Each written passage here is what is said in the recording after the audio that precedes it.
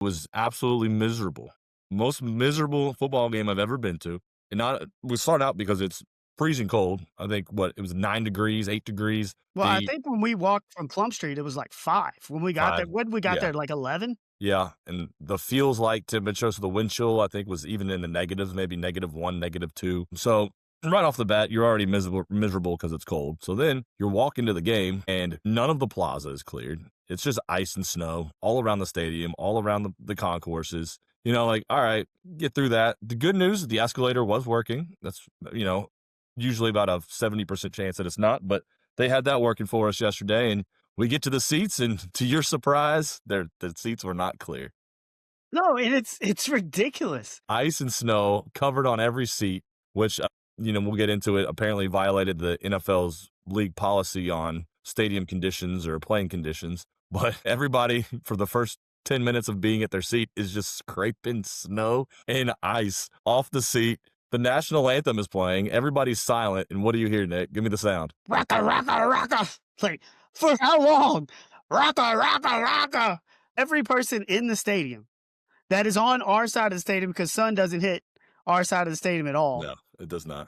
I mean, everybody's doing anything they can, using credit cards, using gloves to try to clean their seats.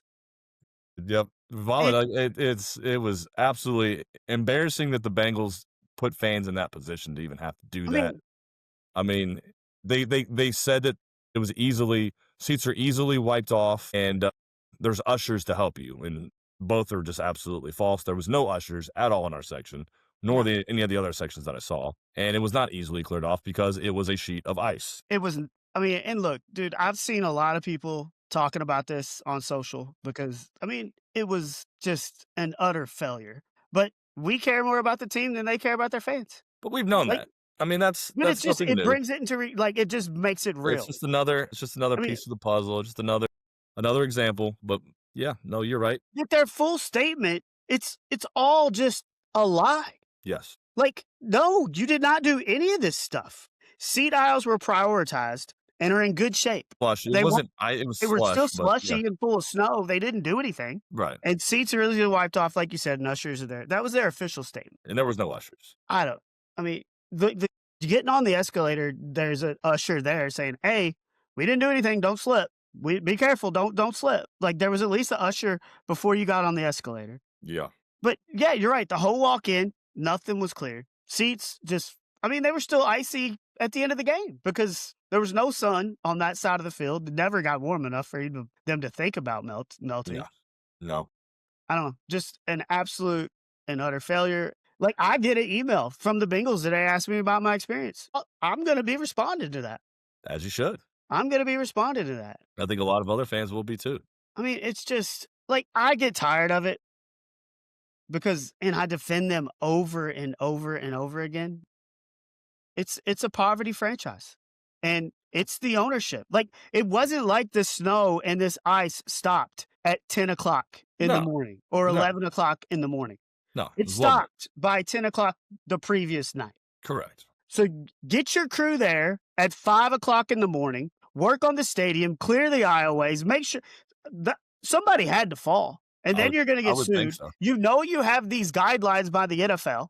Will you just ignore them? They Like did. that, just paying this fine is going to cost less than, taking care of this. I mean, yep, that's exactly what they did. They just ignored it. Just, and I mean, you they know have how, this reputation. The Bengals have the reputation of cutting corners and being cheap and doing this kind of thing. And it's just another example. I mean, it's why they're the laughingstock franchise of the NFL. and I'm wearing this hat because of Ted Karras and I want him to be man of the year. I ain't wearing it. I'm off for the Bengals right now. But the music was good. We did agree the Music DJ was was good. The cheerleaders didn't even wear pants out there in that cold weather. They deserve a gold star for that.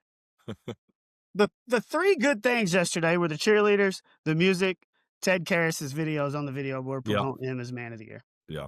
But Everything else, fan experience, F terrible. The game, F minus, if you can even go below an F.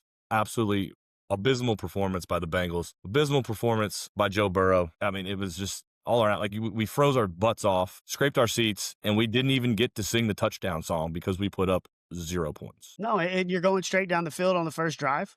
They were inside the 35 4 times, didn't score.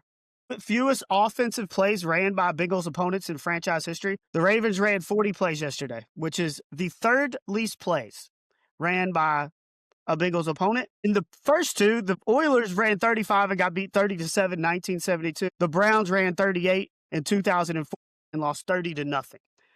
Let's put this one out there. Ravens run 40 plays and they shut out the Bengals 24. Yeah. Yep. The Bengals had the ball for 39 minutes and 19 seconds, the most of any team to get shut out in the last 42 years. Stats all year that are just incredulous. And now we get these. And it's just like the season from hell will just not end. And there was no, I mean, in what contributes to that number and the time of possession, and the offense was on the field a lot, but there was no urgency. When you're down 17-0, you're down 3 scores in the third and fourth quarter, you'd think you want to, maybe go a little bit up tempo. No, they're driving the ball and then they're taking all 40 seconds off the play clock. I thought we got to delay a game at one point. Yeah. I mean, fans are booing. Everybody in the stands knows you're down 17-0. You might want to, hurry it up a little bit. We get it 1st and goal, and we're still huddling up with 7.5 minutes left, down 3 scores. It's like they wanted to go home as bad as we did. Yeah. No, I think that's actually probably true. Yeah. But you're right. Absolutely no urgency. It's like, well, we can't win this game. Why even try? Why even try? I mean, you get that touchdown with 7 minutes, even after running an 8-minute drive when you're down by 17 in the fourth quarter. All 3 timeouts and the 2 minutes. Yeah, like you get that touchdown, you're down 17-7 with 7.5 to go. You have a chance, but they didn't care.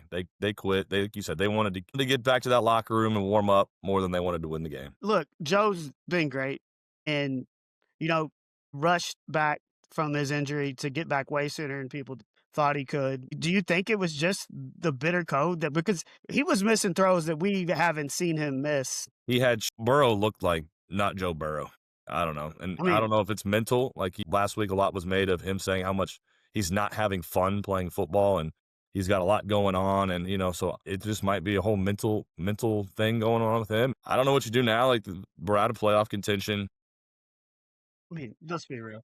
This isn't it's been a joke that we're still talking playoffs the last couple of weeks. Like this team, it's a losing football team. Maybe he's just exhausted from the injury recoveries, from the losing, and it's just all kind of compiled. And I mean, that'll get to you mentally. And but the only way you fix this is if you put a better product on the field and give him a chance to win. And he deserves that. And this franchise and this organization better figure out a way to do that in the offseason, because you are wasting a Hall of Fame quarterback's career. Yeah, no, absolutely right. And a Hall of Fame wide receiver's career too. I mean last year you had an MVP. He could have been the MVP and the other Triple Crown winner, and you somehow didn't even make the playoff. Like, if that doesn't sum it up, and then you don't do anything but bring in 2 rookie linebackers to try to fix that defense, and a new defensive coordinator. Like, it's the same thing as with the seats. It's the same damn thing. Yeah, no, it is. There's a problem. You chose not to fix it. Yep, you're spot on, 100%.